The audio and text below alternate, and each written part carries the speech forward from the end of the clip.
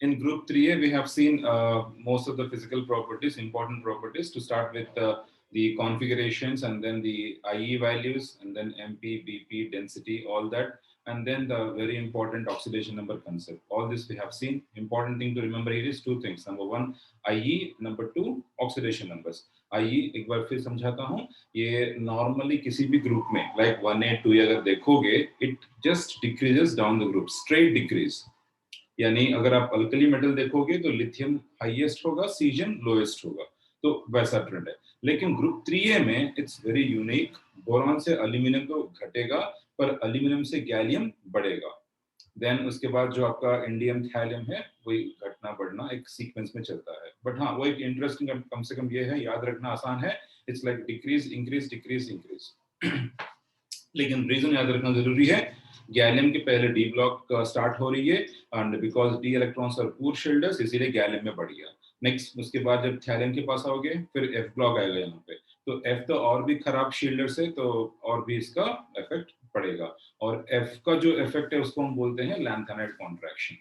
तो lanthanide contraction के कारण थैलियम में आई वैल्यू बढ़ गई है, and because of d electrons gallium में IE value बढ़ गई है. So these are the two typical deviations you can say or exceptions you can say. Now इसके बाद हमने देखा oxidation numbers. इस ग्रुप में NS to NP1 configuration है, यानी ये 3 electrons lose कर सकते हैं and +3 form कर सकते हैं. But that +3 आने के लिए NS2 को NP में प्रमोट करना होगा, उसके लिए एक एनर्जी लगेगी, और वो एनर्जी क्या वो कंपेंसेट होगा या नहीं होगा, दैट बिकम्स इंपॉर्टेंट क्वेश्चन. अगर वो कंपेंसेट हो पाएगा तो ठीक है, नहीं तो वो नहीं होगा. और जैसे से आप नीचे जाओगे ग्रुप के, तो वहां पे आपको एक इंपॉर्टेंट पॉइंट याद रखना होगा, ऑर्बिटल का साइज बढ़ रही है. लाइक एल्यूमिनियम में अगर 3s 3p है, तो उसके बाद 4s 4p 5s 5p 6s 6p, तो साइज बढ़ रही है. तो बिगर ऑर्बिटल्स जो है वो इतने अच्छे बॉन्ड्स नहीं बना पाते हैं, इसीलिए थैलियम के केस में +3 वो प्रेफरेबल नहीं है, उसके लिए वो नॉट प्रॉफिटेबल. प्रॉफिटेबल मतलब कि जितना वो खर्च किया एक्साइटेशन के लिए, उतना एनर्जी उसको नहीं मिलेगी, क्योंकि वो बॉन्ड्स अगर स्ट्रांग ना हो तो एनर्जी जो रिलीज होगा वो भी अच्छा रिलीज नहीं होगा. Right. For example aluminium case में हम मान लो 3s का जो इलेक्ट्रॉन 3p में भेज देते हैं, तो ये तो एनर्जी खर्च हुआ इसको. ठीक है, मैंने कुछ खर्च किया, कुछ बिजनेस किया, अगर प्रॉफिट मुझे नहीं मिल रहा तो मैं बिजनेस नहीं करूंगा, है ना. Very similar to that, aluminium क्या किया, अपना एनर्जी देके 3s को 3p में भेज दिया, 3 अनपेड इलेक्ट्रॉन्स हो गया, और तीनों जगह बॉन्डिंग में पार्टिसिपेट किया, और 3 की बराबर की एनर्जी रिलीज हुआ, और वो इतना अच्छा रिलीज हुआ कि इसने जितना खर्च किया उससे ज्यादा उसको मिल गया, तो वो खुश. एल्यूमिनियम से आई ऑलवेज फॉर्म +3 ओनली. वही चीज हमको उसका E0 वैल्यू से समझ में आ रहा था. E0 of Al +3/Al, that is negative और पॉजिटिव. नेगेटिव.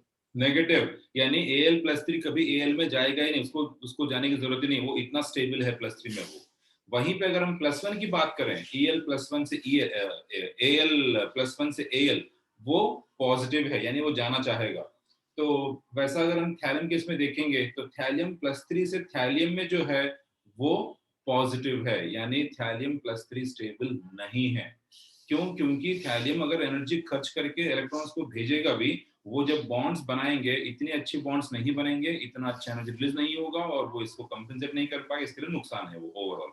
ये है कहानी. उसको हम बोलते हैं इनर्ट पेयर इफेक्ट, और इनर्ट पेयर के इफेक्ट के कारण थैलियम ऑलवेज +1 शो करती है, और ये +1 just like your alkali metals, जैसा आपका Na+ है, K+ है, वैसे भी थैलियम प्लस है. और जैसा अल्कली मेटल्स एलम्स बना रहे हैं, वैसे ये भी एलम्स बना देता है. एक काफी इंपॉर्टेंट पॉइंट है. नेक्स्ट, अब आगे और बढ़ते हैं ग्रुप 3A में. आज हम करते हैं कुछ कंपाउंड्स के बारे में, और बिफोर कंपाउंड्स एक बार बोरॉन की एक्सट्रैक्शन की बात करते हैं. Take the notes. Extraction of boron.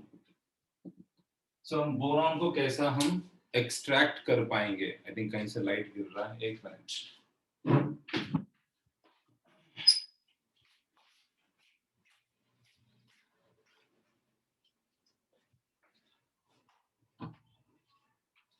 ठीक है, बेटर. राइट, सो अब हम एक्सट्रैक्शन ऑफ बोरॉन की बात करते हैं. So along with me keep writing points. First point, it is extracted from colemanite. It is extracted from colemanite. What is colemanite? Ca2B6O11. Okay, Ca2B6O11. हाँ, इसमें वाटर भी है, 5H2O, पेंटाहाइड्रेट है ये. ठीक है. सो अब इसमें हम प्रोसेस क्या करते हैं वो थोड़ा सा इंपॉर्टेंट है. Let's understand. So the process is, आपका जो कोलेमेनाइट है Ca2B6O11, इसको आप SO2 से ट्रीट करोगे एक्वस मीडियम में, और इससे आपको बोरिक एसिड मिलेगा along with calcium bisulphate. Boric acid मिलेगा अलॉन्ग विद कैल्शियम बाइसल्फेट. और बोरिक एसिड को जब आप हीट कर देते हो तो आपको मिलेगा बोरिक अनहाइड्रेट. इन सबका जो नेम्स है वो भी लिखो. ये बोरिक एसिड है और ये बोरिक अनहाइड्राइड है. Okay, right. तो ये एक तरीका हो गया SO2 के साथ. एक और तरीका है, उसमें हम क्या करते हैं, इस कोलेमेनाइट को SO2 की जगह हम सोडियम कार्बोनेट से ट्रीट करते हैं. सो इसमें क्या होगा, borax and sodium metaborate. Borax is what, Na2B4O7, borax मिलेगा, और सोडियम मेटाबोरेट NaBO2 मिलेगा. तो अब इन दोनों को, ऑफ कोर्स कैल्शियम का तो उसका कार्बोनेट बनेगा, ये कार्बोनेट में कैसे चला गया, तो ये बनेगा बोरैक्स एंड सोडियम मेटाबोरेट. ये दोनों भी इंपॉर्टेंट नेम्स हैं. This is borax, this is sodium metaborate. Right. अब इन दोनों को हम कैसा यूज करके मतलब आगे ये कर सकते हैं. आपको याद होगा बोरैक्स नथिंग बट ये NaOH एंड बोरिक एसिड का वो कॉम्बिनेशन है, like a buffer set of thing है. और ये भी मतलब सोडियम मेटाबोरेट है. मतलब यहाँ पे भी आपको बोरॉन की वो दिख रही है स्कोप एक्सट्रैक्ट करने की. तो इसको तो कुछ नहीं करना, बस पानी में डाल दो इसको, तो NaOH चला जाएगा, बोरिक एसिड बचेगा. इसमें थोड़ा सा मतलब ये है, इसको कन्वर्ट करना है पहले बोरैक्स में, तो उसके लिए हम इसको ट्रीट करेंगे CO2 के साथ. तो इसको पहले CO2 से ट्रीट करके बोरैक्स में कन्वर्ट करेंगे, फिर वही स्टेप करेंगे जो यहाँ पे करने जा रहे हैं. तो ये थोड़ा सा इंपॉर्टेंट है. यहाँ पे हम या तो कोई भी एसिड, मान लो HCl लिया या फिर सल्फ्यूरिक एसिड लिया. ठीक, उससे क्या होगा, ये जो सोडियम पार्ट है, सोडियम जाएगा NaCl में या Na2SO4 में, और जो बचेगा बोरॉन वो इस H+ को लेके बोरिक एसिड में कन्वर्ट होगा. फिर इसको हीट करोगे, B2O3 मिलेगा. और यहाँ पे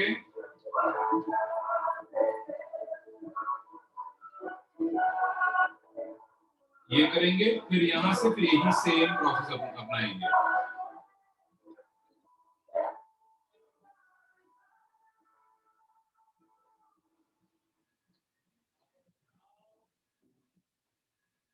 Now, this is the first stage of preparation of boron. आपको बोरॉन चाहिए तो आपके पास एक ही ऑप्शन है, कोलेमेनाइट. वेरी वेरी इंपॉर्टेंट ओर. इस कोलेमेनाइट को आप अलग अलग तरीके से मतलब ट्रीट कर सकते हो. यहाँ मैंने अभी जो भी दिखाया, दो इंपॉर्टेंट तरीके हैं, एक SO2 से, दूसरा सोडियम कार्बोनेट से. बट दोनों में जो कॉमन सिमिलर पॉइंट है वो ये कि फाइनली हम B2O3 प्रिपेयर कर रहे हैं. तो इन सारे प्रोसेसेस का एंड रिजल्ट है B2O3 बनाना, बोरिक एनहाइड्रेट. और उस बोरिक एनहाइड्रेट को लास्ट स्टेज में रिडक्शन कर देंगे. B2O3 को रिडक्शन कर देंगे, या तो सोडियम लेंगे या मैग्नीशियम लेंगे या एल्यूमिनियम लेंगे, कुछ भी ले सकते हैं. तो इसमें बस थोड़ा सा याद रखने वाली बात यह है कि अगर आप सोडियम मैग्नीशियम टाइप मतलब कुछ ज्यादा रिएक्टिव मेटल्स लोगे तो आपको अमॉर्फस मिलेगा. अगर आप एल्यूमिनियम लोगे तो क्रिस्टलाइन मिलेगा. अब ये अमॉर्फस क्या होता है, क्रिस्टलाइन क्या होता है, पता है आपको या समझा दूं?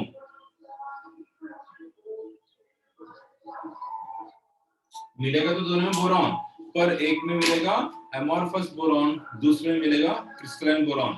ये समझाना है या आपको पता है? सर समझा दो.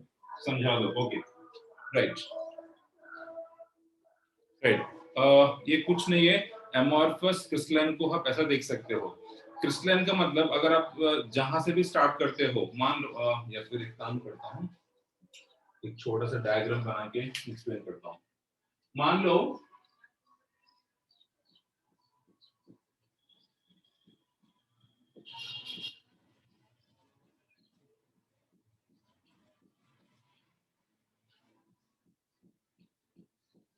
आपके पास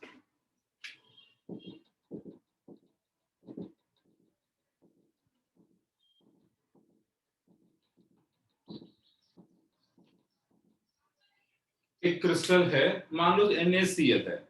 आप NaCl को क्रिस्टलाइन बोलते हो, ग्लास को अमॉर्फस बोलते हो। आपने कभी देखा ग्लास को अपने घर के दीवारों पे, मतलब जो ये खिड़की जो होते हैं वहां पे अगर पुराना कोई ग्लास होगा, पुराना मतलब सही में पुराना, कम से कम मतलब कुछ 5, 10, 20 साल ऐसा कुछ पुराना, अगर आप थोड़ा सा पुराना ग्लास देखोगे, आपको हल्का सा एक वो दिखेगा, एज इफ कुछ वो पिघल के निकल रहा हो, वो मतलब उसका एक निशाना बन रहा हो टाइप, वो आपको हल्का सा दिखेगा। अगर आप बहुत ही केयरफुली देखोगे तो, अगर वो पुराना ग्लास हो तो इनका होता क्या है, जो क्रिस्टलाइन है, जैसे ये क्रिस्टलाइन मतलब क्या है कि एकदम प्रिसाइज ऑर्डर, आपको कहीं कुछ नहीं दिखेगा एकदम, मतलब अगर Na+ है तो यहाँ पे Cl- है, Na+, Cl-, NaCl, NaCl, NaCl, वो एकदम चलता जाएगा एक ऑर्डर में। आप कोई भी डायरेक्शन ले लो, मान लो आपने ये डायरेक्शन लिया, इस डायरेक्शन में आपको क्या मिल रहा है, Na+, Cl-, Na+, Cl-, Na+, Cl-, ये मिलेगा। अगर आपने मान लो डायरेक्शन बदल के ऐसा गया, अब देखो इसमें क्या मिल रहा है आपको, Na+, Na+, Na+, Na+ ही मिल रहा है कि नहीं? हाँ सर।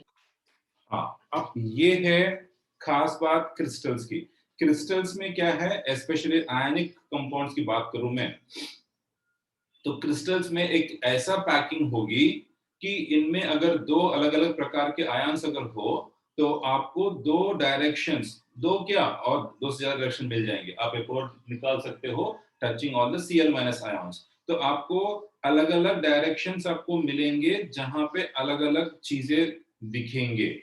मतलब मैं इस लाइन से रहूंगा तो मुझे सिर्फ सोडियम मिलेंगे, इस लाइन में सिर्फ Cl मिलेगा, इस लाइन में सोडियम Cl अल्टरनेट मिलेगा। वैसे आपको चीजें मिलेंगे, लेकिन हाँ सिस्टमैटिक मिलेगा, सिर्फ सोडियम ही मिल रहा है आपको लगातार। तो ये होती है क्रिस्टल्स की प्रॉपर्टी। ठीक, आपको याद होगा, आपने पढ़ा होगा 10th में या जो भी है 11th में 12th में, जब भी पढ़ा होगा, कोई भी पार्टिकल, कोई भी ये हो, लाइट हो, साउंड हो, कुछ भी, लाइक उनका हर एक मीडियम में अलग अलग उनकी प्रॉपर्टीज होते हैं, है कि नहीं? हाँ सर। Yes sir. हाँ, तो सेम वे यहाँ पे अगर मैं मान लो किसी एक डायरेक्शन में एक लाइट रे भेजता हूँ या कुछ भी प्रॉपर्टी उसको मेजर करने की कोशिश करता हूँ, तो जहां पे वो सारा सोडियम से इंटरेक्ट कर रहा होगा, जहां पे वो सारा Cl- के थ्रू पास हो रहा होगा, वो तो दोनों में प्रॉपर्टी सेम तो नहीं आएगा मुझे।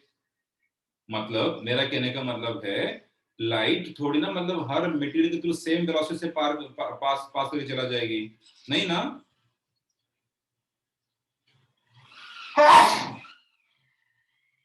है कि नहीं? Yes sir. Yes sir. Yes sir. जो वेलोसिटी ऑफ लाइट है कितनी है? 3 × 10⁸ क्या वो हर मीडियम में है या सिर्फ वैक्यूम में है? वैक्यूम। बस मैं वही कह रहा हूं, तो जैसे ही आप मीडियम दोगे ना, उसकी वेलोसिटी चेंज हो जाएगी, है कि नहीं? Yes sir.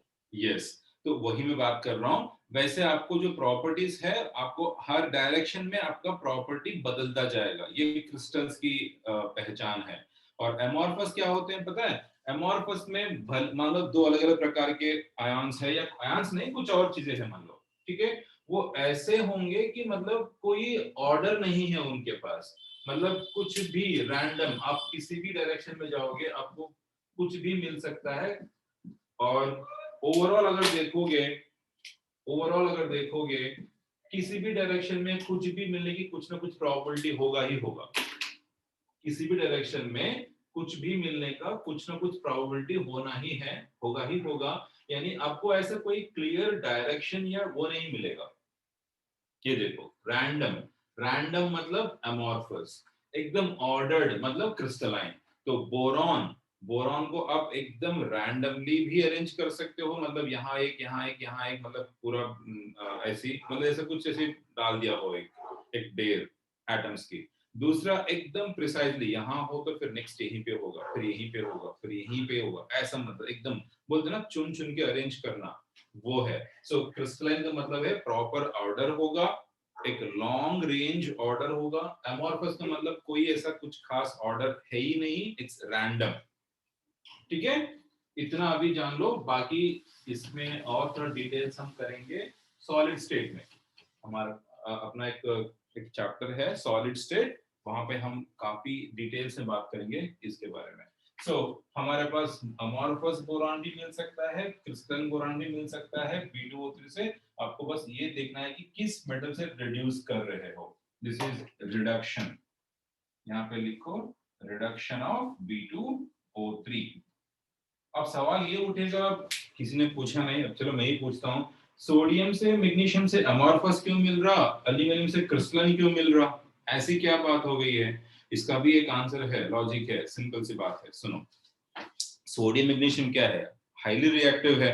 वो मतलब इतने फास्ट रिड्यूस कर देंगे B2O3 को, जो बोरॉन निकलेंगे एटम्स, उनको टाइम नहीं मिल रहा कि एकदम ऑर्डरली अरेंज होने के लिए, तो इसलिए वो रैंडमली पड़े रहेंगे वहां पे, इसीलिए वो अमॉर्फस है। एल्यूमिनियम इतना एक्टिव तो नहीं है, वो स्लोली करेगा, जैसे जैसे बोरॉन निकलते जा रहा वैसे वैसे वो अच्छे से अरेंज होता जा रहा, इसीलिए वो क्रिस्टलाइन है। समझ में आ रहा? Yes sir. हाँ, लिखे हो पूरा, मिटा दूं? Yes sir. रुकना सर थोड़ा सा। ठीक है, जल्दी करो।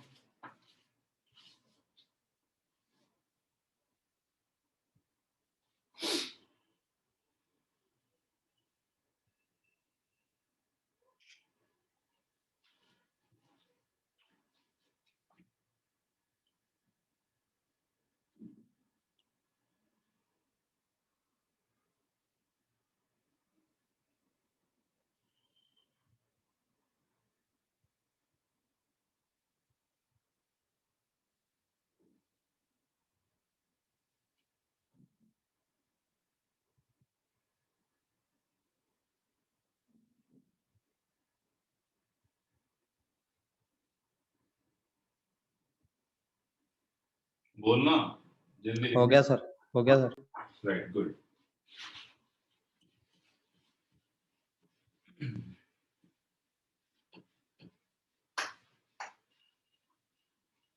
थोड़ा साथ में फास्ट फास्ट लिखा करो, कोशिश करो।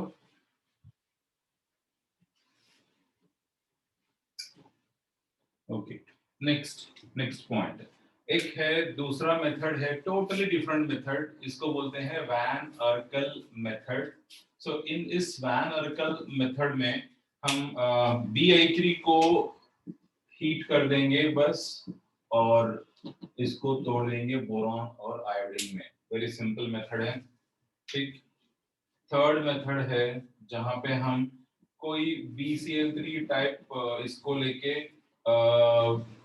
हाइड्रोजन से रिडक्शन कर देंगे, रेड हॉट टंगस्टन फिलामेंट पे हीट करके। ठीक, तो ये आपको बोरॉन के साथ HCl मिलेगा। सो ये है, क्योंकि Bi का बॉन्ड वीक होती है तो इसको आसानी से तोड़ दिए, लेकिन इतना वीक तो नहीं है, तो इसको एक और एलिमेंट के साथ हीट करके एक और कंपाउंड बना रहे, ताकि वहां जो एनर्जी रिलीज हुआ वो इसको मदद कर सके। तो इसको यहाँ पे H2 से हम हीट कर रहे हैं, यहाँ पे डायरेक्टली Bi3 को हीट कर रहे हैं। तो बेसिकली जो आपका बोरॉन हैलाइड्स है उनसे आप बोरॉन पा सकते हो। This is the third method. यहाँ पे आप चाहो तो BBr3 भी यूज कर सकते हो। तो BCl3 BBr3 के लिए ये टेक्निक हो गया, और Bi3 के लिए वो टेक्निक हो गया। राइट, अब ये है प्रिपरेशन मेथड्स। अब बात करते हैं प्रॉपर्टीज की, properties of boron. Right, boron तो जैसे मैंने ऑलरेडी कहा, it exists in both crystalline form as well as amorphous. Crystalline and amorphous दोनों इसके फॉर्म्स है, दोनों इंपॉर्टेंट है, राइट। एंड इसके बाद इसकी जो रिएक्टिविटी की बात करूं मैं, फ्लोरीन से, ऑक्सीजन से, नाइट्रोजन से, या किसी मेटल से या नॉन मेटल से, किसी से भी, वो थोड़ा सा इंटरेस्टिंग है। फर्स्ट पॉइंट इज, जैसे मैंने कहा, आई थिंक कल भी मैंने बता रहा था, बोरॉन जो है ग्रुप में सबसे ज्यादा मेल्टिंग बॉइलिंग पॉइंट रखने वाला एलिमेंट है। और दूसरा चीज, इसका सबसे हाई आईई वैल्यूज भी है, तो वो सब आपको याद होना चाहिए। तो उससे आप कुछ चीजें समझा सकते हो। नंबर 1, इसका जो रिएक्टिविटी है, ठीक है, अगर फ्लोरीन से है, फ्लोरीन इसकी जो reactivity, boron reacts with fluorine at room temperature itself. RT का मतलब रूम टेम्परेचर, कोई ज्यादा इसमें टेंशन नहीं है इसमें। लेकिन अगर आप बात करते हो हैलोजेंस की, लाइक Cl2, Br2, I2 या फिर O2, N2, इसका रिएक्टिविटी बहुत कम है, while with other halogens, या फिर ऑक्सीजन हो गया या फिर nitrogen, okay, while with other halogens, oxygen, nitrogen, high temperature is required. High temperature is required. क्या बनेगा? अगर आप मान लो Cl2 लोगे तो PCl3 बनेगा, अगर आप O2 लोगे तो आपको B2O3 मिलेगा, आप N2 लोगे तो Bn मिलेगा। तो एग्जैक्टली क्या बनेंगे वो भी हम डिस्कस करेंगे, केमिकल प्रॉपर्टीज में बात करेंगे उसका थोड़ा सा और डिटेल में। सो अगर ऐसे इन शॉर्ट लिखना हो, लिखो BX3, B2O3, Bn are formed respectively. Are formed respectively. So ये है बोरॉन की second property. Now third property, carbon के साथ it reacts with carbon at sufficiently high temperature, to form boron carbide। ये भी एक इंटरेस्टिंग कंपाउंड है।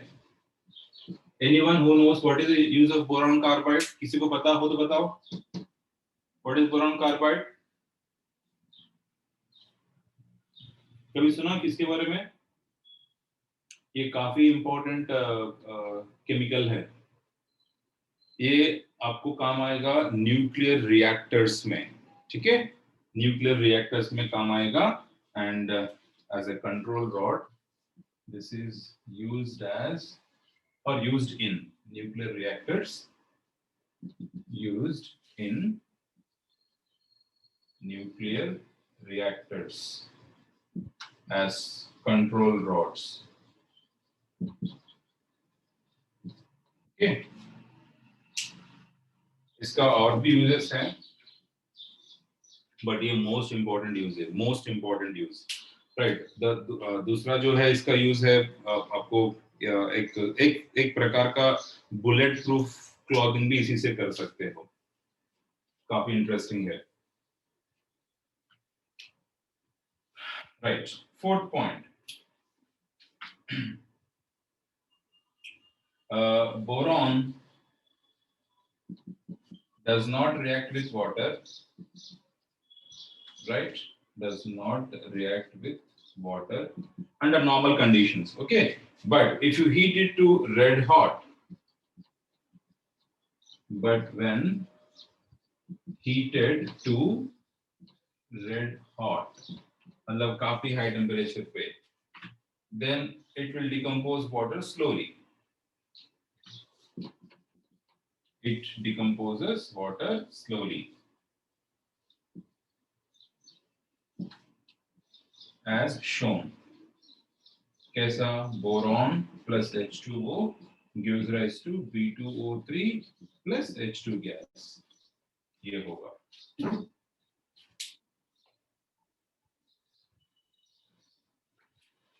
Same way, it reacts with NaOH at high temperature like this. Boron plus NaOH gives rise to Na3BO3 plus H2। यहाँ पे fused conditions लेंगे हम, fused का मतलब होता है आपने इसको पानी में नहीं मिलाया, लाइक आपने सॉलिड NaOH लिया, उसको इतना हाई टेम्परेचर पे हीट किया कि वो सॉलिड मेल्ट हो गया, मतलब NaOH का लिक्विड बन गया। सोच के देखो कितना हाई टेम्परेचर पे गया होगा हीटिंग करके, तो वो है फ्यूज्ड NaOH। वैसा फ्यूज्ड NaOH में अगर आप बोरॉन डाल दोगे तब रिएक्शन होगा, तब तक कोई रिएक्शन नहीं होगा। Right, this is a reaction with this thing. ये सब क्या बता रहे हैं आपको, ना वाटर से रिएक्शन हो रही है, ना NaOH से हो रही है, ना कार्बन से हो रही है, ना N2 से, ना O2 से, ना किसी हाइड्रोजन से, किसी से रिएक्शन नहीं हो रही इसकी। ये है मुद्दे की बात, सिर्फ एक फ्लोरीन है जो रिएक्शन कर पा रहा। खैर फ्लोरीन तो किसी से भी रिएक्शन कर लेगा, वो तो है ही वैसे एक एलिमेंट जिसकी सबसे हाई ऑक्सीडाइजिंग एबिलिटी है और सबसे ज्यादा एक्सप्लोसिव रिएक्शन करती है सारे केमिकल्स के साथ, तो वो तो अलग हो गया। बाकी किसी से भी रिएक्शन नहीं हो रहा, और यही चीज साबित होती है जो हम कल पढ़े थे, इसकी high melting point, high boiling point, high IE value, etcetera etcetera. ठीक है, हो गया ये सब पॉइंट्स? Yes, sir.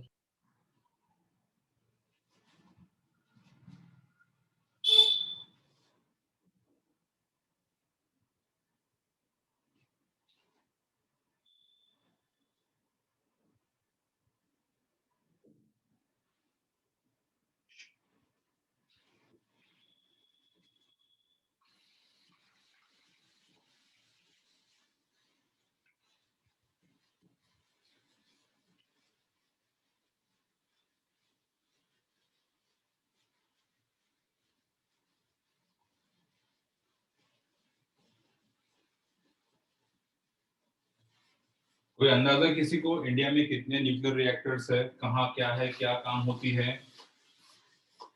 हाँ आया ना? No, sir. बहुत गड़बड़ है, बहुत गलत बात है। As a science student you should be exploring these all things. जब भी थोड़ा टाइम मिलता है ना, ऐसी चीजें पढ़ा करो। लाइक ये नहीं कि मतलब +2 हो गया तो कहीं बीटेक कर लिया बस, कुछ नौकरी कर लिया। No, try to know things about India, कैसा डेवलप हो रही है, कितने आज तक मतलब क्या क्या अचीवमेंट्स हैं पिछले 20-30 साल में, काफी डेवलपमेंट हुआ। आपने कभी व्हाट्सएप में देखा होगा, ऐसे ऐसे पिक्चर्स भी देखे होंगे जहाँ पे अब्दुल कलाम साहब अपने साइकिल पे मिसाइल कुछ पार्ट्स लेके जा रहे थे। कभी देखे ऐसे फोटोज? देखिए सर। हाँ देखे हो ना।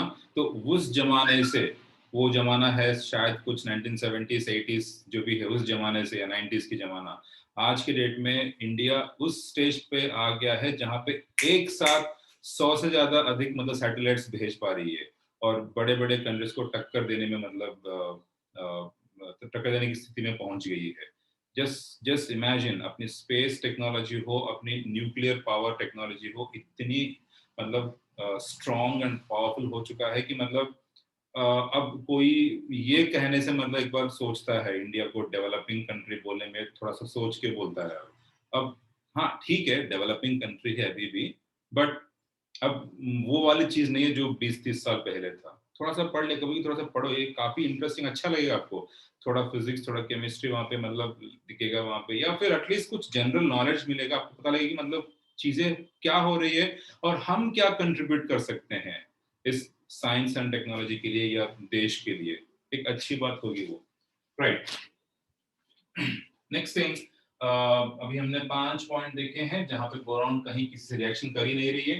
वैसे ही एक और चीज है, एसिड्स के साथ कोई रिएक्शन नहीं है। Boron also does not react with acids. Like अगर आप बात करते हो सल्फ्यूरिक एसिड की, HCl की, कोई खास रिएक्शन नहीं है। हाँ लेकिन अगर सल्फ्यूरिक थोड़ा सा हायर कंसेंट्रेशन में हो या फिर नाइट्रिक एसिड हो तब ठीक कुछ कुछ रिएक्शन हो जाएगा। अदरवाइज HCl जैसा, HBr जैसा एसिड से या फिर फॉस्फोरिक एसिड से कोई रिएक्शन नहीं है। So boron does not react with non oxidising acids. Better लिखूं मैं इसको, non oxidising acids, non-oxidizing acids like HCl, okay? और बाकी जो है थोड़ा सा है, but it reacts with oxidizing acids, oxidizing acids, sulphuric को भी ले रहा हूं यहाँ पे, बट ये इतना अच्छा नहीं है। हाँ, नाइट्रिक एकदम परफेक्ट एग्जांपल है, इससे हो जाएगा। Okay, etcetera. सो सल्फ्यूरिक को अगर लेते हो तो थोड़ा टेम्परेचर हाई मेंटेन करना पड़ेगा, ठीक है, हो जाएगा। तो इसमें आपको वही है, बोरिक एसिड ही मिलेगा, H3PO3 plus SO2 plus water. अगर आप HNO3 लेते हो, नाइट्रिक एसिड, यहाँ पे आपको थोड़ा सा कम टेम्परेचर पे ही रिएक्शन हो जाएगी फिर से, लेकिन बनेगा तो वही बोरिक एसिड ही और NO2 एंड H2O। सिंपल सी बात है, यहाँ पे ये रेडॉक्स रिएक्शन हो रही है, इसीलिए हो पा रहा। HCl के साथ वो नहीं हो सकता है, तो इसीलिए वो नहीं कर पा रहा। तो बस ये चीज आपको ध्यान देना है, non oxidising acids and oxidizing acids. मतलब एसिड वो ऐसा है कि वो ऑक्सीडाइजिंग एजेंट भी है, वो है ऑक्सीडाइजिंग एसिड्स। एग्जांपल्स ये दोनों। एसिड्स कुछ ऐसे भी है जो कि नॉन ऑक्सीडाइजिंग है, एग्जांपल HCl हो गया, फॉस्फोरिक एसिड हो गया, HBr हो गया, वो सारे आएंगे वहां पे, ठीक है ना? Right, next. Boron is a very good reducing agent, मैंने RA लिखा, ओके, reducing एजेंट। सो इसकी एक रिएक्शन देख सकते हैं, अगर हम SiO2 के साथ रिएक्शन करें तो ये B2O3 कन्वर्ट होगा और सिलिकॉन को निकाल देगा यहाँ से, मतलब ये ऑक्सीजन को खींच लेगा। रिड्यूसिंग एजेंट वो होती है जो किसी से ऑक्सीजन छीन लेगा या फिर किसी से H छीन लेगा, तो मतलब सॉरी, किसी को H दे देगा या किसी को इलेक्ट्रॉन दे देगा। सो एक रिएक्शन है यहाँ पे, it's a very good reducing agent, उसको सपोर्ट में ये रिएक्शन दिया और इस सपोर्टिंग एजेंट क्या लिखा मैंने, SiO2 को Si में रिड्यूस कर दिया। आई थिंक आपको पता है ना रेडॉक्स क्या होती है। ये देखो यहाँ पे सल्फर +6 है, यहाँ पे सल्फर +4, यानी सल्फर को रिड्यूस कर दिया। यहाँ पे नाइट्रोजन +5 है ऑक्सीडेशन नंबर, यहाँ पे नाइट्रोजन ऑक्सीडेशन +4 हो गया, यानी रिड्यूस कर दिया। यहाँ पे सिलिकॉन +4 है, यहाँ पे सिलिकॉन 0 हो गया। सो ये सारे रिएक्शंस रिड्यूसिंग प्रॉपर्टी की ही बात हो रही है। चाहे तो लिख लो, ये +6 है, ये +4 में चला गया, ये +5 है, ये +4 में चला गया, ये +4 है, ये 0 में चला गया। तो इन सारे रिएक्शंस को हम बोल सकते हैं रेडॉक्स रिएक्शंस, जहां पे हर रिएक्शन में बोरॉन ऑक्सीडाइज हो रहा और दूसरा एलिमेंट रिड्यूस हो रहा है। राइट, सो ये है कुछ properties. So boron will not react with halogens, will not react with oxygen, will not react with nitrogen, will not react with carbon, it will not react with any bases or acids, किसी से भी reaction नहीं करेगा under normal conditions. एक fluorine है जिससे ये आराम से रिएक्शन कर पाएगा रूम टेम्परेचर पे, बाकी आपको N2 हो, O2 हो, X2 हो, कार्बन हो, NaOH हो या फिर नॉन ऑक्सीडाइजिंग एसिड्स हो, इन सब के लिए आपको हाई टेम्परेचर मेंटेन करना पड़ेगा। सिर्फ कुछ गिने चुने ऑक्सीडाइजिंग एसिड्स है जिनके साथ ये थोड़ा सा कम टेम्परेचर पे ही रिएक्शन कर लेगा, या फिर एक सिलिका है, इससे भी ये रिएक्शन थोड़ा सा कम टेम्परेचर पे कर पाएगा, लेकिन यहाँ पे भी हीटिंग तो जरूरी है ही, ठीक है? राइट, अब हम बात करते हैं कंपाउंड्स ऑफ बोरॉन की। ये है खुद बोरॉन के बारे में बात किया हमने, अब ये कौन से कंपाउंड्स बनाता है वो एक चीज डिस्कस करते हैं। एक बार मैं ब्रीफ देता हूं पहले। एक है बोरॉन की कंपाउंड्स में जो पढ़ेंगे डाइबोरेन B2H6, फिर एक पढ़ेंगे boron halides like BCl3, BF3, BBr3, Bi3, फिर हम पढ़ेंगे बोरैक्स दैट इज Na2P4O7। तो इनके बारे में थोड़ा डेप्थ में पढ़ेंगे और हल्का सा थोड़ा सा ये पढ़ेंगे what is inorganic benzene B3N3H6 and boron nitride. तो कुछ 5-6 कंपाउंड्स है जिनके बारे में बात करनी होगी।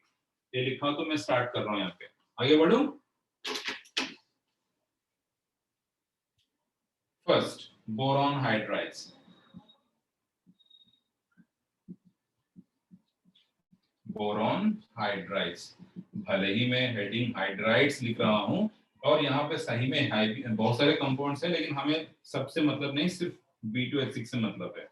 बोरॉन हाइड्राइड का मतलब है binary compounds of boron and hydrogen. Binary compounds of boron and hydrogen.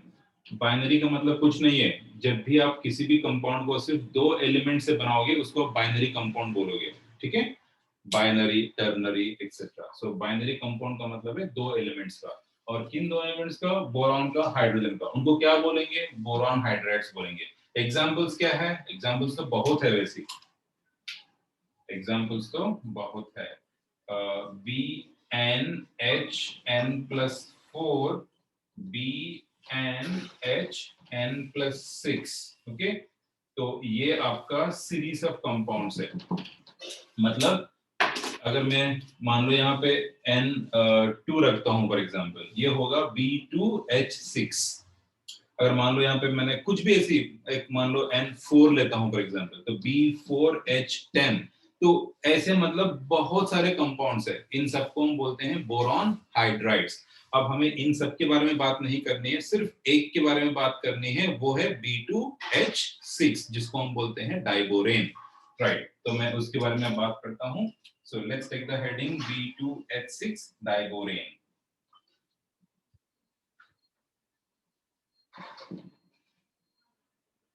Right. तो इसमें बात करने का मतलब वही है, इसका प्रिपरेशन, इसकी प्रॉपर्टीज, ठीक है। सो इसका प्रिपरेशन की बात करते हैं पहले। एक है, आप B2O3 को एल्यूमिनियम एंड हाइड्रोजन के साथ अगर ट्रीट करोगे तो Al2O3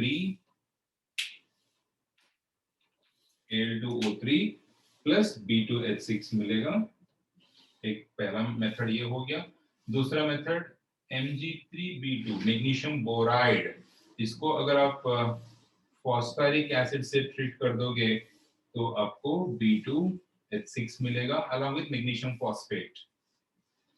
एक तीसरा है BCl3 को अगर आप LiAlH4 के साथ ट्रीट कर दोगे तो भी आपको B2H6 मिलेगा। एंड जो चौथा है, BCl3 को आप हाइड्रोजन के साथ, लेकिन यहाँ पे low temperature and pressure electric discharge दोगे, इलेक्ट्रिक डिस्चार्ज, तब आपको B2H6 मिलेगा। और ये दोनों लैब मेथड्स है। बस ये एक इंपॉर्टेंट पॉइंट है, याद रखने वाली बात। दिख रहा ना ये वाली बात? हाँ। तो ये है, क्यों ये स्पेशल इसलिए है क्योंकि कुछ देर पहले हमने लिखा था BCl3 plus H2 giving boron, याद है ना वो रिएक्शन? यहाँ पे मैं वही रिएक्शन लिख रहा हूँ, लेकिन थोड़ा सा अलग कंडीशन से। वहां पे टंगस्टन फिलामेंट में हाई टेम्परेचर पे रिएक्शन हो रहा था, यहाँ पे थोड़ा सा लो टेम्परेचर लो प्रेशर पे साइलेंट इलेक्ट्रिक डिस्चार्ज हो रहा, और आपको B2H6 मिल रहा। और ये दोनों reactions lab point of view important है।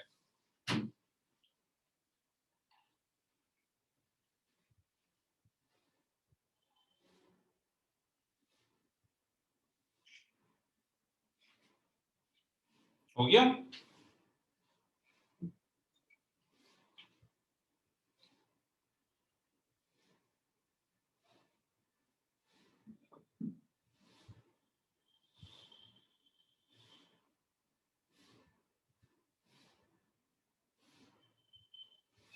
हुआ कि नहीं?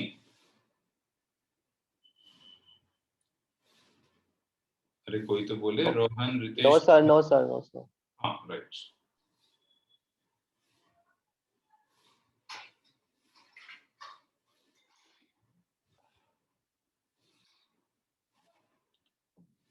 इशिता क्या हुआ? महक अभी तक नहीं आई?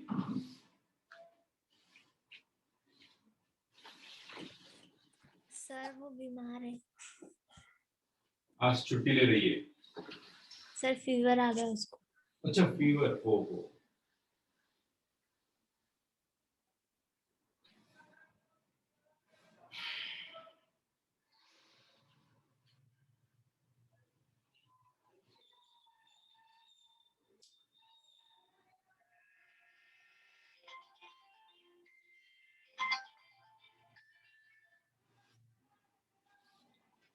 हेलो।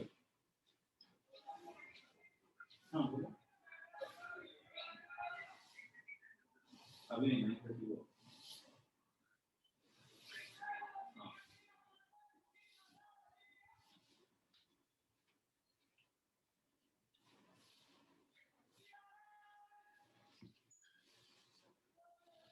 आप जहां जहां से भी हो अपने यहाँ पे स्कूल सारे खुल गए क्या?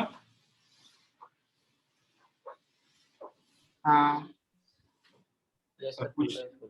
सब कुछ नॉर्मल हो गया है ना? Yes, हाँ sir. Okay good.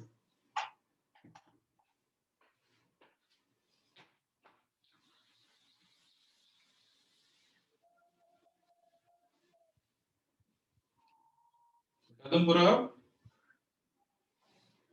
Yes, sir. Okay. अब बात है एक स्ट्रक्चरल एस्पेक्ट की, काफी इंपॉर्टेंट है, समझने की कोशिश करो और इसको याद रखो। तो बोरॉन का जो कॉन्फ़िगरेशन है वो है 1s2 2s2 2p1, ये है ग्राउंड स्टेट में। अब इसका एक्साइटेड स्टेट जो होगा वो होगा 2s1 2p2 excited state. Excited state में इसके पास 3 अनपेयर्ड इलेक्ट्रॉन्स है, तो इसीलिए जो सिंबल है बोरॉन का वो ऐसा हम शो करते हैं, बोरॉन विथ 3 डॉट्स। इसका मतलब बोरॉन के पास 3 इलेक्ट्रॉन्स है, ये वाले, ये तीनों। कौन से 3? जो बाहर का शेल में है वो। और हाइड्रोजन खैर सबको पता है कि ये तो बस एक ही इलेक्ट्रॉन वाला सिस्टम है, इसमें बस और कुछ करना तो है नहीं, इसमें बस H है, इसके पास एक इलेक्ट्रॉन, एक दिखाएंगे। अब कंपाउंड बन रहा है बोरॉन के साथ हाइड्रोजन का, जिसमें 2 बोरॉन 6 हाइड्रोजन जुड़ रहे हैं। तो वो कैसे जुड़ रहे हैं, क्या वो कंपाउंड है, उसके बारे में बात करना अभी हमें। तो आंसर इज दिस, एक्चुअली एक बोरॉन और 3 हाइड्रोजन ये जुड़ के आपको BH3 देते हैं ऐसे, यानी इसका एक इलेक्ट्रॉन, इसका एक इलेक्ट्रॉन, एक बॉन्ड बन गया। फिर इसका एक इलेक्ट्रॉन, एक और H का इलेक्ट्रॉन, वो एक बॉन्ड बन गया, फिर एक और बन गया।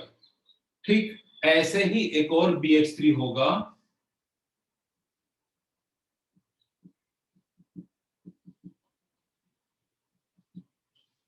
ओके, अब ये दोनों BH3s, अब हो क्या रहा है यहाँ पे, बोरॉन के आसपास देखोगे इसमें 2 इलेक्ट्रॉन्स है, इस बॉन्ड में, इसमें भी 2 है, इसमें भी 2 है, यानी 6 इलेक्ट्रॉन है। Same thing is with this, here they have 6 electrons around this boron, and 6 means incomplete octet, and incomplete octet मतलब unstable, and BH3 is definitely one such unstable electron deficient compound. BH3 is electron deficient compound क्योंकि boron के ऊपर octet अभी नहीं हुई है complete, right? So incomplete octet. Now अगर ये incomplete octet है तो अब सवाल ये उठता है कि फिर ये कंप्लीट कैसा कर पाएगा और ये B2H6 कैसा बन रहा है। सो इसका ये एक सजेस्ट किया गया एक स्ट्रक्चर,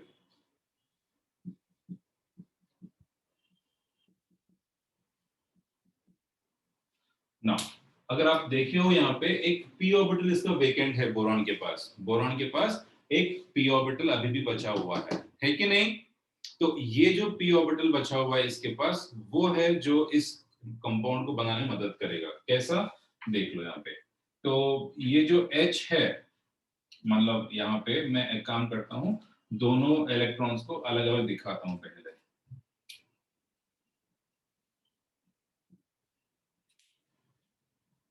मान लो ये बोरॉन का इलेक्ट्रॉन है, रेड इंक से बना रहा हूं मैं बोरॉन का इलेक्ट्रॉन को, और हाइड्रोजन का इलेक्ट्रॉन को मान लो ब्लैक से दिखाते हैं। ये हाइड्रोजन का इलेक्ट्रॉन है, ठीक है, ये हाइड्रोजन का, तो है तो 6 इलेक्ट्रॉन। अब वो 6 इलेक्ट्रॉन कहाँ रहेंगे,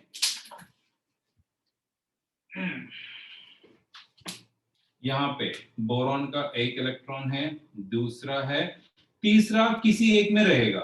ठीक, मान लो इसमें चला गया, इसका भी वही कहानी है, मान लो एक इधर है, एक इधर है, मान लो जो तीसरा है वो यहाँ पे है फॉर एग्जांपल। ठीक, अब इस हाइड्रोजन की बात करें, इसके पास एक इलेक्ट्रॉन था, वो यहाँ रहेगा, इसके पास एक है, वो यहाँ आ जाएगा, इसके पास एक है, वो यहाँ रखेगा, ये यहाँ रखेगा। अब बाहर का एकदम परफेक्ट है। ठीक, अब यहाँ पे आती है कहानी। इसके पास एक इलेक्ट्रॉन है, वो एक इलेक्ट्रॉन इधर इस तरफ दे देगा, और इसके पास भी एक इलेक्ट्रॉन है, वो इससे नहीं बल्कि इससे इस तरफ डाल देगा उसको। अब देखो एक इंटरेस्टिंग ये बन गई एक सिचुएशन। क्या है वो? है तो इनके पास वही 6 इलेक्ट्रॉन, लेकिन इस तरह दोनों ऐसे कॉम्प्रोमाइज कर लिए कि अब इस बोरॉन के आसपास अगर देखोगे, इस तरफ 2 है, इधर 2 है, और इधर भी 2 है, और इधर भी 2 है। तो अब ये हो गया एक बॉन्ड, नॉर्मल बॉन्ड, ये एक नॉर्मल बॉन्ड। और ये है आपका जो most important and typical bond, जिसको हम बोलते हैं बनाना बॉन्ड।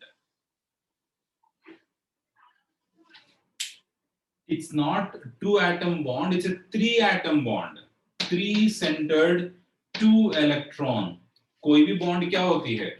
2 एटम्स होंगे, उसमें 2 इलेक्ट्रॉन होंगे बाय डिफॉल्ट, ठीक। यानी नॉर्मली आपको 2 सेंटर्ड 2 इलेक्ट्रॉन बॉन्ड्स हर जगह दिखेंगे, चाहे कोई भी कंपाउंड उठा लो, यहाँ पे भी है वो।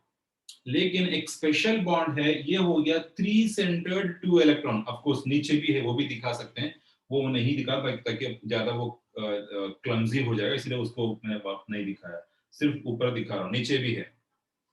तो ऐसे बॉन्ड को हम बोलते हैं बनाना बॉन्ड। मतलब इसका शेप के हिसाब से वो नाम आया है। इसको टाउ बॉन्ड भी बोलते हैं, इसको 3C2E बॉन्ड भी बोलते हैं। 3C2E मतलब 3 सेंटर्ड, यानी 3 एट, फिर से लाइट कहीं गिर रही है, 3C2E।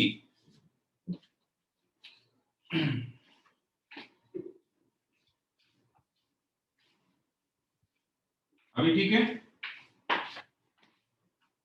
हाँ, तो ये 3 एटम्स, 3 सेंटर्ड, कौन है 3 एटम्स? ये 1 2 3, 2 इलेक्ट्रॉन्स, यहाँ पे एक है, यहाँ पे एक है।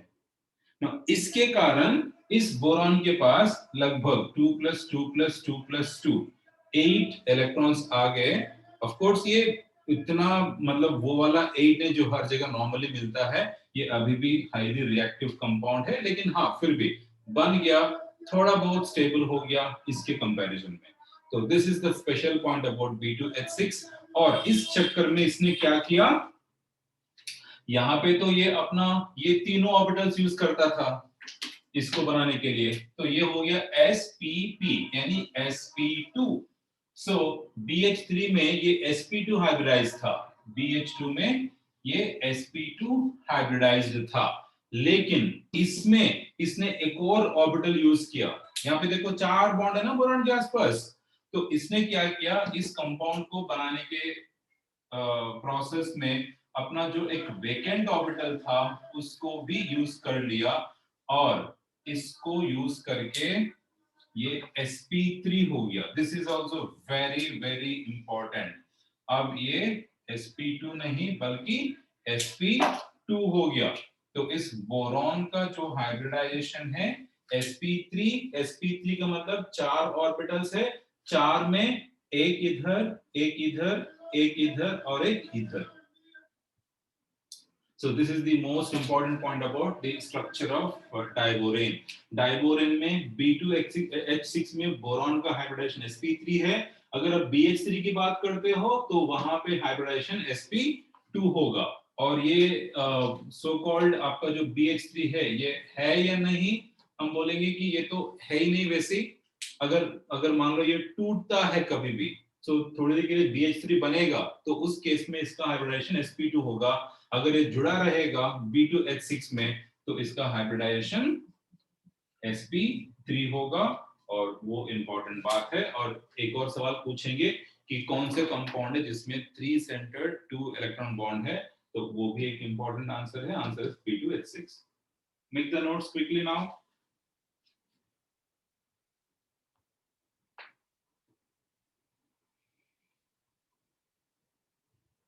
इनको आप बोलते हो ब्रिज्ड हाइड्रोजन्स, इनको बोलते हो टर्मिनल हाइड्रोजन्स, वो भी लिख सकते हो।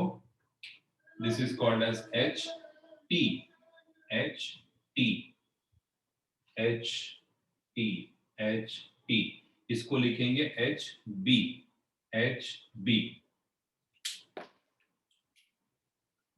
एच टी का मतलब टर्मिनल हाइड्रोजन, एच बी का मतलब ब्रिड्ज्ड हाइड्रोजन। तो इसमें 2 ब्रिड्जेस है और 4 टर्मिनल है।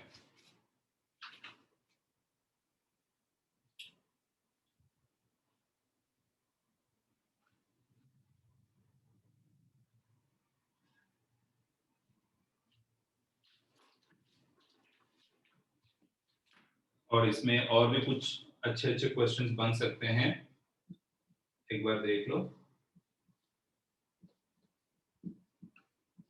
पहला क्वेश्चन, किसी भी वक्त एट गिवन टाइम, ओके, एक साथ में कितने एटम्स है जो कि एक प्लेन में आ सकते हैं? Anyone? At any given point of time, how many atoms will lie in one single plane out of this entire B2H6? पहला question, how many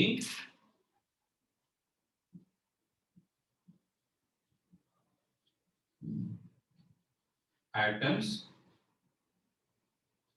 will come into plane, single plane, or will lie in? How many atoms will lie in single plane at a time? ये है पहला question. दूसरा question है, अगर मान लो ये bond angle x है, ये बॉन्ड एंगल मान लो y है, तो इन दोनों में कंपैरिजन कैसा होगा? x y कंपेयर करो, कंपेयर x विथ y, बताओ आंसर कितने होंगे एक प्लेन में एट अ टाइम? मैक्सिमम चाहिए मुझे। एनीवन?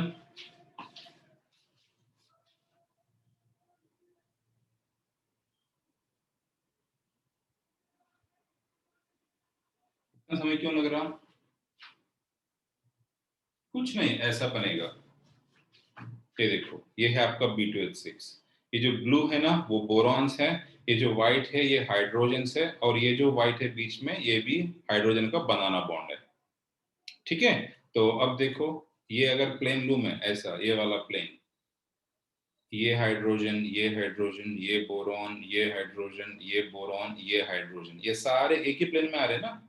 मान लो अगर मैं ये वाला प्लेन काटता, तो ये हाइड्रोजन, ये बोरॉन, ये हाइड्रोजन, ये बोरॉन, तो ये तो चार, या तो ये चार एक प्लेन में ले सकते हो। अगर ये वाला प्लेन काटोगे तो 4 आएंगे, ये वाला प्लेन अगर काटोगे तो 6 आएंगे।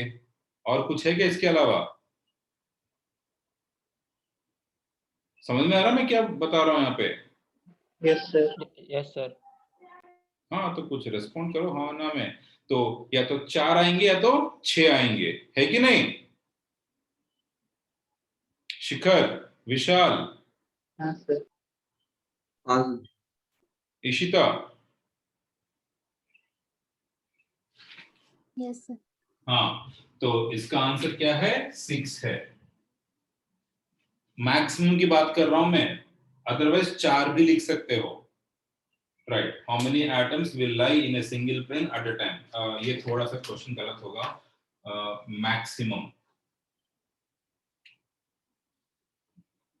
Maximum how many atoms. हाँ, अब ये बताओ एक्स वाई में कंपैरिजन कैसा होगा?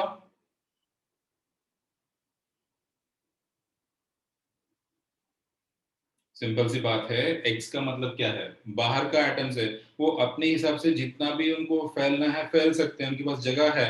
लेकिन जो अंदर के हैं वो इतना नहीं फैलते, उनको वापस वहां पे कन्वर्ज भी होना आगे जाके, मतलब यूं जाएंगे ऐसा मिलेंगे, तो वो ज्यादा फैल नहीं सकते। तो वो ज्यादा नहीं फैल पा रहे हैं, तो उसका एंगल जो है वो कम होगा, यानी x is more than y, है कि नहीं?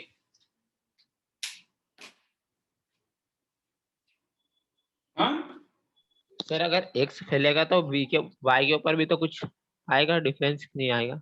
अरे वो तो सब कुछ होने के बाद फाइनल की बात करेंगे। देखो ये है x और ये देखो y है ये, क्योंकि इसको बेंड होना है ना आगे जाके, ठीक है। Yes sir. हाँ, आप एक और चीज भी लिख सकते हो यहाँ पे, बॉन्ड लेंथ। मान लो इस बॉन्ड का लेंथ a है, इस बॉन्ड का लेंथ b है, ठीक है। ये तो हो गया एंगल्स, ये हो गया बॉन्ड एंगल्स। आप चाहो तो एक बॉन्ड लेंथ का भी क्वेश्चन कर सकते हो, a compared to b, bond lengths. Answer is definitely x. This a is longer bond, ये इतना दूर से ऐसा जाएगा, ये तो सिंपल शॉर्ट बॉन्ड है ये, ठीक है। उल्टा a more than b, a more than b। ये जो बॉन्ड से लॉन्ग होंगे और कमजोर भी होंगे, याद रखना। ये तो सिंगल इलेक्ट्रॉन है यहाँ पे, यानी ये वीक बॉन्ड है। ये बनाना बॉन्ड वीक बॉन्ड होती है कंपेयर टू नॉर्मल बॉन्ड। लिखो ये सारे बातें लिखो।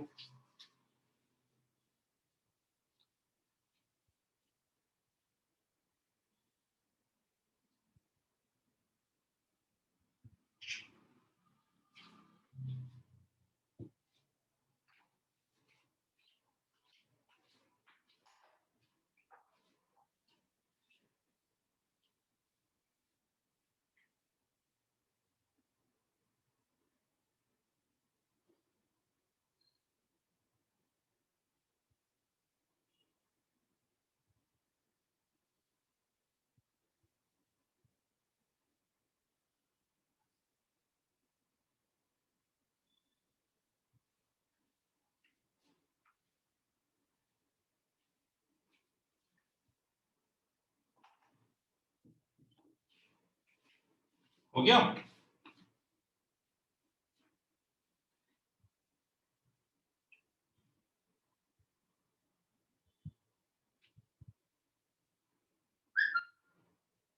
हुआ कि नहीं हुआ? आप तो बोलते क्यों नहीं हो?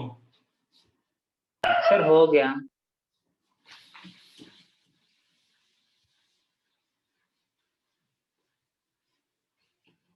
क्या कोई पैसे ले रहे हैं क्या बोलने का? हाँ,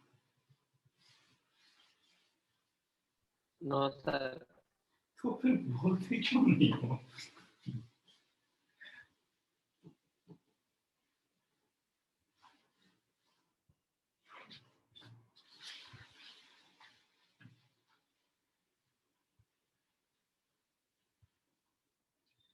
ओके, ये हो गया preparation of diborane, structure of diborane. अब बात करते हैं प्रॉपर्टीज ऑफ डाइबोरेन की।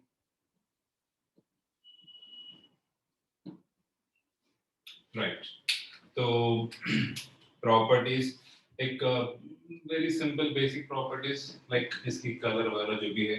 सो B2H6 is a colourless toxic gas, है ना, colourless toxic gas, highly reactive, catches fire, highly reactive होना ही है क्योंकि इसमें वो बनाना बॉन्ड है।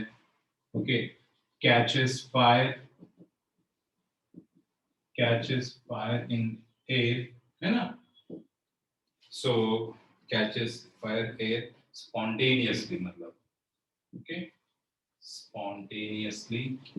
एंड अगर आप ज्यादा O2 दे दोगे, ये एक्सप्लोजन भी कर देगा, एक्सप्लोड्स इन O2 एनवायरनमेंट।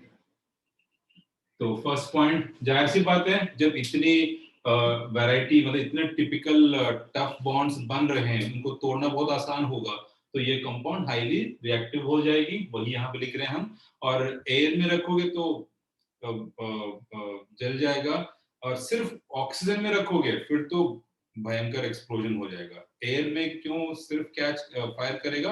क्योंकि वहां पे N2 भी है, N2 इतना अच्छा रिएक्टिव नहीं है, तो इसीलिए।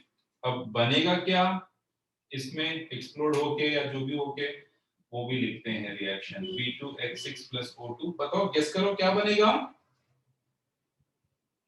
गेस करो कुछ भी, मतलब क्या बन सकता है, गेस करो। गेस मतलब गेस होती है, इसमें लॉजिक नहीं है, गेस करो।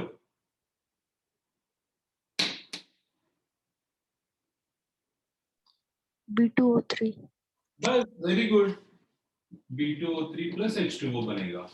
एंड इसका जो डेल्टा H है, enthalpy change of the reaction, जो कि एनर्जी रिलीज होगी और काफी ज्यादा एनर्जी रिलीज होगी, and that is somewhere around 2021 kilo joules per mole.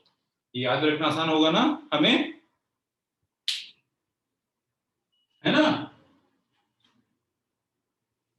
Yes sir. हाँ, तो इतनी एक्सप्लोसिव है, इतनी फास्ट, मतलब क्या नाम इसका, एक्सोथर्मिक है कि इतनी हाई एनर्जी रिलीज होगी। This is exothermic. जहां पे डेल्टा H माइनस दिखता है उसका मतलब है एक्सोथर्मिक, एनर्जी रिलीज हो गया और काफी एनर्जी रिलीज होती है, इसीलिए हम बोल रहे हैं यहाँ पे it catches fire and it explodes in oxygen environment. Very important reaction है ये, right.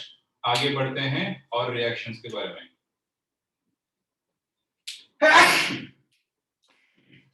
Sorry, it reacts with water, it reacts with water also। कैसा करेगा reaction, B2H6 plus H2O। Guess करो क्या बन सकता है यहाँ पे, गेस करो फिर से। देखो जितना आप बोलोगे ना उतना दिमाग में बैठेंगे, अगर ऐसे बैठोगे ना डम लाइक, मतलब बोलना नहीं, कुछ नहीं, तो कुछ नहीं समझ में आएगा, कुछ ना याद होगा ना कुछ कर पाओगे। I am serious. जितना बोलोगे सही गलत वो दैट गेट्स रजिस्टर्ड। हाँ मैंने कुछ बोला था, सर ने बोला कि गलत है, फिर समझाया ये है बोल के, वो दिमाग में रह जाता है। डिस्कशन इसलिए करते हैं लोग।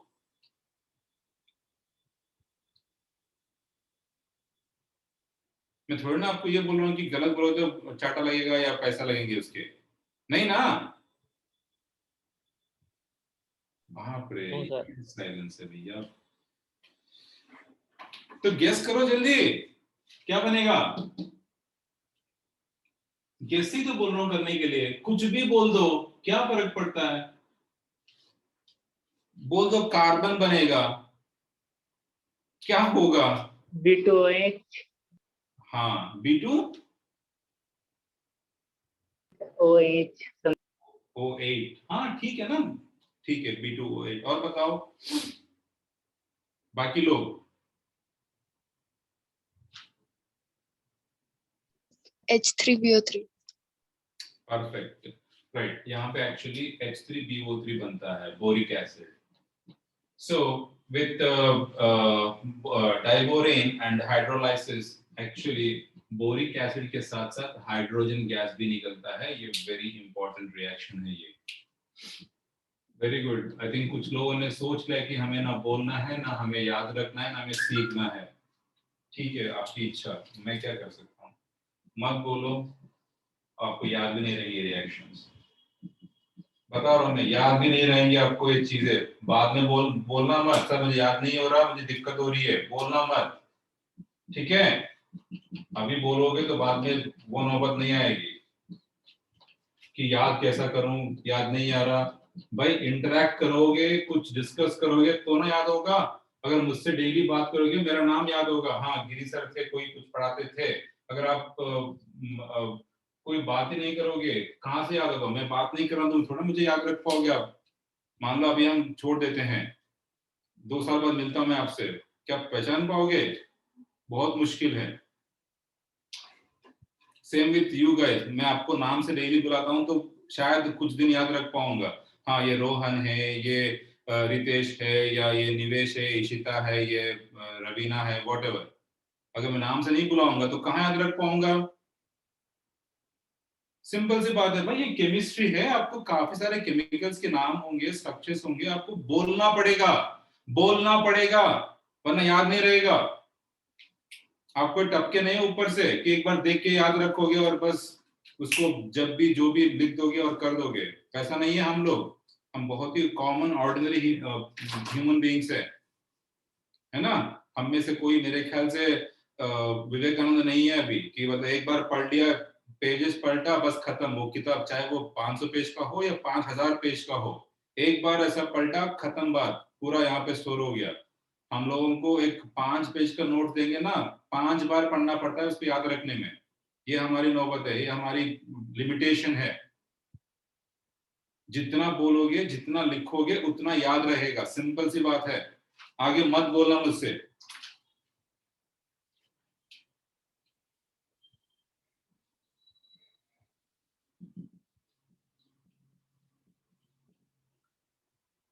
एनीवे, इसका रिएक्शन है CO के साथ, वो है BH3.CO। मतलब ये जो B2H6 है वो टूटेगा 2 हिस्सों में। और टूटेगा क्यों? क्योंकि CO के पास, CO का अगर आप स्ट्रक्चर देखोगे, मैं थोड़ा दूर यहां बना रहा हूं, ये है CO का स्ट्रक्चर। CO के स्ट्रक्चर में C के पास भी एक लोन पेयर है, O के पास भी एक लोन पेयर है, साथ में C पे माइनस चार्ज है, O पे प्लस चार्ज है। ये कैसा आया एक बार समझ लेना, अगर नहीं आए तो मुझसे पूछना, बताऊंगा मैं। तो ये CO का स्ट्रक्चर है, तो कार्बन का जो लोन पेयर है वो बोरॉन को दे देगा। आपने देखा होगा BH3 में बोरॉन के पास 6 इलेक्ट्रॉन्स थे, 2 की कमी थी, वो ये पूरा कर देगा। तो ये डॉट जो दिख रहा है ना आपको, BH3.CO, वही है। मतलब CO जो है, इसको इलेक्ट्रॉन देके एक अडक्ट बना देगा, इसको बोलते हैं बोरेन कार्बोनिल। ओके, अब चाहो तो ऐसा दिखा भी सकते हो, ये BH3 है और ये आपका CO है और यहाँ पे एक डेटिव बॉन्ड है। ठीक है, तो ये इसका मतलब ये है, जो आपका डाइबोरेन है, ये टूट रहा है ऐसा। इसको बोलते हैं सिमेट्रिक क्लीवेज, क्योंकि इस 2 हिस्सों में टूट गया। इसको बोलते हैं सिमेट्रिक क्लीवेज। और CO वो केमिकल है जो इसको सिमेट्रिकली तोड़ता है। जैसा CO तोड़ता है, वैसे ही कुछ और कंपाउंड पे जो तोड़ते हैं, उसमें से एक इंपॉर्टेंट एग्जांपल है टर्शियरी अमाइन। यहां पे लिखता हूं, similar to CO, NR3। NR3 का मतलब N के पास 3 R ग्रुप्स है, ऑल्सो क्लीव्स DB यानी डाइबोरेन सिमेट्रिकली। मतलब सेम चीज होगी वहां पे, और क्या बनेगा? यही बनेगा BH3.NR3।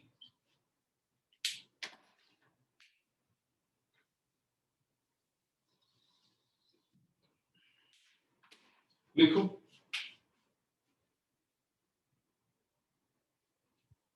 यहां पे साथ में लिखो, NR3 का मतलब टेरिशरी अमाइन। N के पास लोन पेयर है, अब N देगा इलेक्ट्रॉन्स, है ना, इसको बोलते हैं टेरिशरी अमाइन।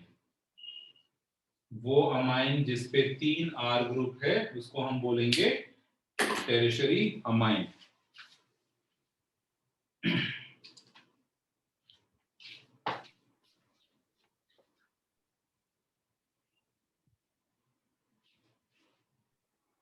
सब बोरोन और कार्बन के बीच में कोऑर्डिनेट बॉन्ड होगा।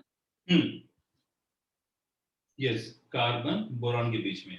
बोरॉन के पास वैकेंट ऑर्बिटल है, याद होगा अभी क्या डिस्कस किया हमने, बोरॉन के पास वैकेंट ऑर्बिटल यस है, सर। कार्बन के पास एक लोन पेयर है, तो ये लोन पेयर जा रही है उस वैकेंट ऑर्बिटल में। सेम वे यहाँ पे N के पास लोन पेयर है और बोरॉन के पास तो वैकेंट ऑर्बिटल है ही, तो बस यहाँ पे N दे रहा है इलेक्ट्रॉन्स। ठीक है ना, हो गया ये सब।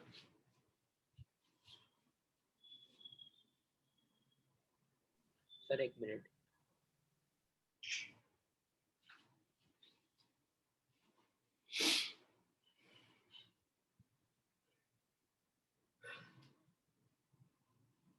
ये नंबर्स एज इट इज भी पूछ सकते हैं बैलेंस इक्वेशन में, लाइक ऐसा पूछेंगे कि 1 mole of boron on complete treatment with alkali how many moles of H2 gas is released, ऐसा भी पूछ सकते हैं।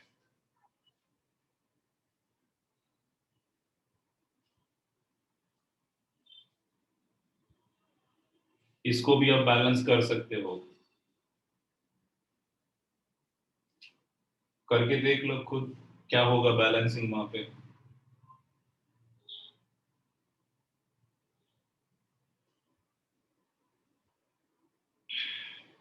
हो गया? Yes sir. राइट।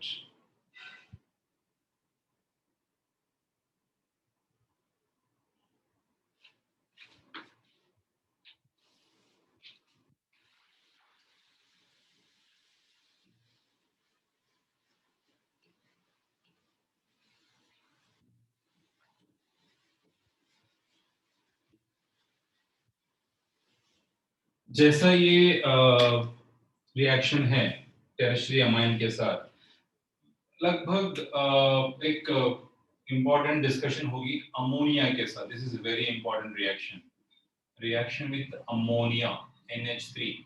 जब हम डाइबोरेन को B2H6 को अमोनिया से ट्रीट करते हैं, बैलेंस इक्वेशन की बात करूं तो ये 1:2 रेशियो होगा, यानी 3 मोल्स इसके लिए 6 मोल लगेंगे।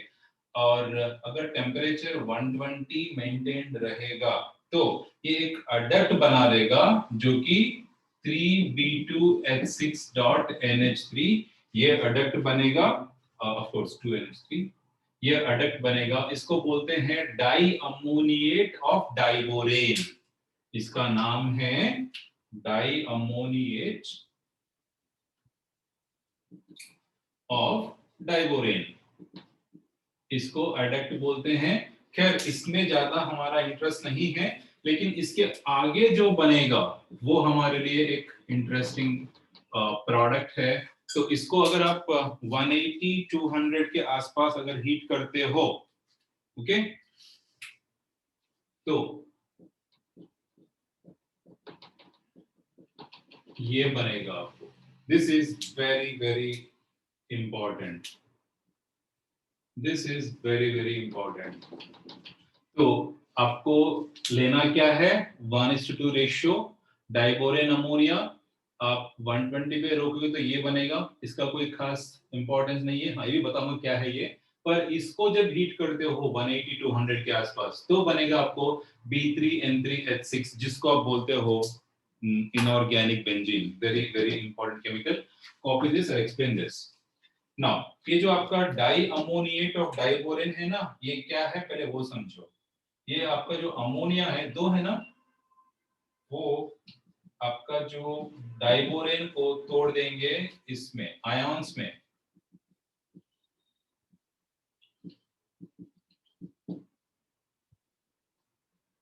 इसको तोड़ेंगे आयंस में। इस थोड़े इसको भूल जाओ। अब देखो ये B2H6.2NH3, यानी 2 बोरॉन है यहाँ पे, देखो एक इधर एक, 2 नाइट्रोजन यानी 2 अमोनिया, एक इधर है एक इधर है, और हाइड्रोजन 6 है, 2 इधर है 4 इधर है। समझ में आ रहा ना? Yes, sir. Yes sir. हाँ, तो अब इसमें हुआ क्या है वो एक बार समझो। इसमें हो क्या रहा, ये देखो,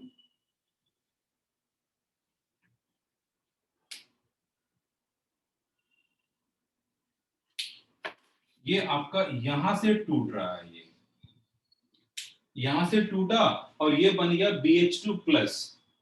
अब इसमें BH मतलब वहां पे 4 ही इलेक्ट्रॉन हो गया, ये दो, मतलब इसको और 4 चाहिए, वो 4 आपको 2 अमोनिया मिलके दे रहे हैं, 2 ये दिया 2 ये दिया, खुश, वो स्टेबल हो गया। और ये BH4- चला गया, यानी यहाँ का इलेक्ट्रॉन्स को दोनों ले लिया ये भी, तो ये भी खुश, इसके पास भी ऑक्टेट आ गया।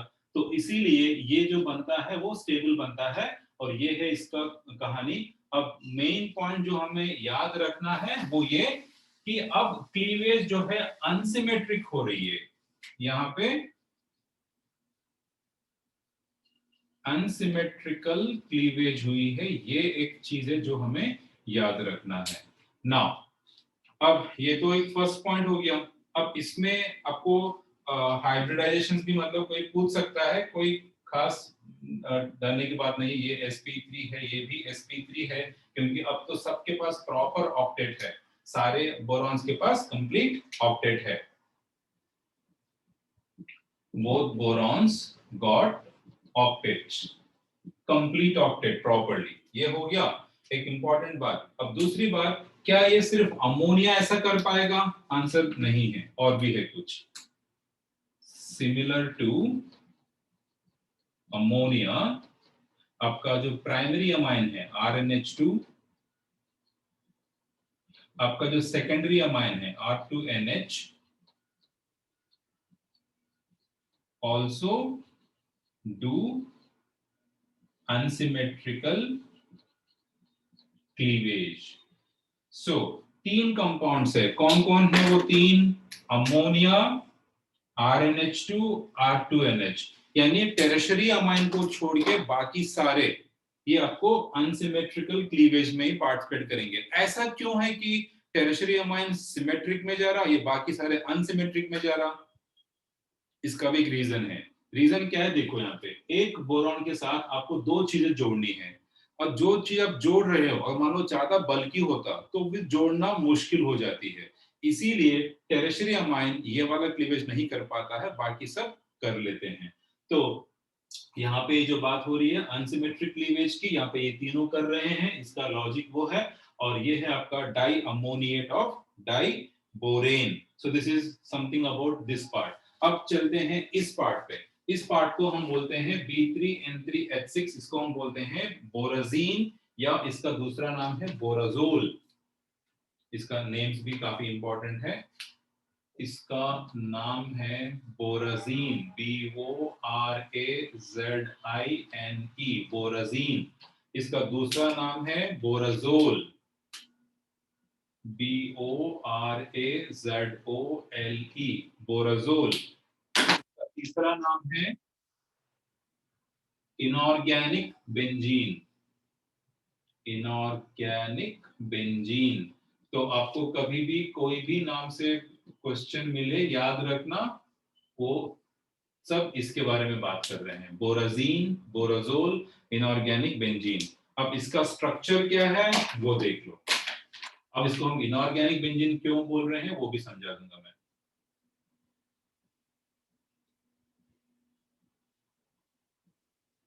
ये है, और यहाँ पे N से B के पास एक डेटिव बॉन्ड है, N से B के पास एक डेटिव बॉन्ड, N से B के पास एक डेटिव बॉन्ड। इस बोरॉन पे एक H है, इस N पे एक H है, इस बोरॉन पे H है, इस N पे H है, इस बोरॉन पे H है, इस N पे भी H है। अब क्योंकि नाइट्रोजन से बोरॉन के पास इलेक्ट्रॉन्स जा रहे हैं डेटिव बॉन्ड, तो N के पास प्लस चार्ज होगा और B के पास माइनस चार्ज। इलेक्ट्रॉन जो देगा उसके पास प्लस होगा, जो लेगा उसके पास माइनस आएगा। So plus minus.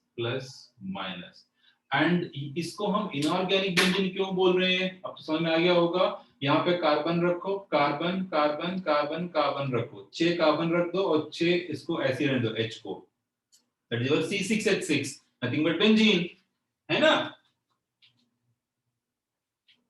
तो क्योंकि इसका स्ट्रक्चर बेंजीन जैसा है लेकिन इसमें कार्बन नहीं है, इसीलिए इसको इनऑर्गेनिक बेंजीन कह दिया।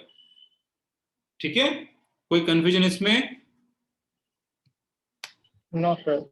बस कॉपी करो structure.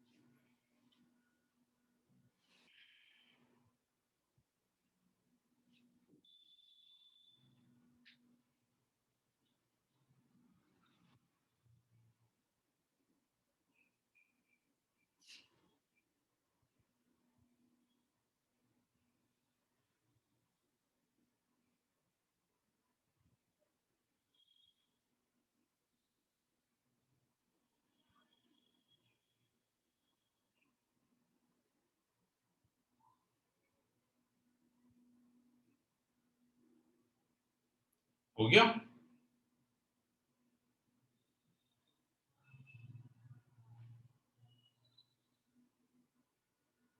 Yes sir. Right, good. तो कल का क्लास होगा, हम इसी से स्टार्ट करेंगे। हम थोड़ा सा इसके बारे में चर्चा करेंगे कि इसको इनऑर्गेनिक बेंजीन क्यों कह रहे हैं, इसमें क्या एरोमेटिसिटी है या नहीं वगैरह, और फिर कुछ आगे के कंपाउंड्स के बारे में, बोरैक्स के बारे में, फिर बोरॉन ट्राइहैलाइड्स के बारे में बात करते हैं। ठीक है, थोड़ा सा पढ़ लो, आज काफी कुछ हुआ है, काफी इंपॉर्टेंट चीज भी हुआ है, मिनिमम एक बार तो लिखना बनता है। अब बोले नहीं हो क्लास में, ठीक है, आपकी चॉइस है, लेकिन कम से कम लिखो, लिखोगे तो कम से कम वो याद रह जाएगा। ठीक है।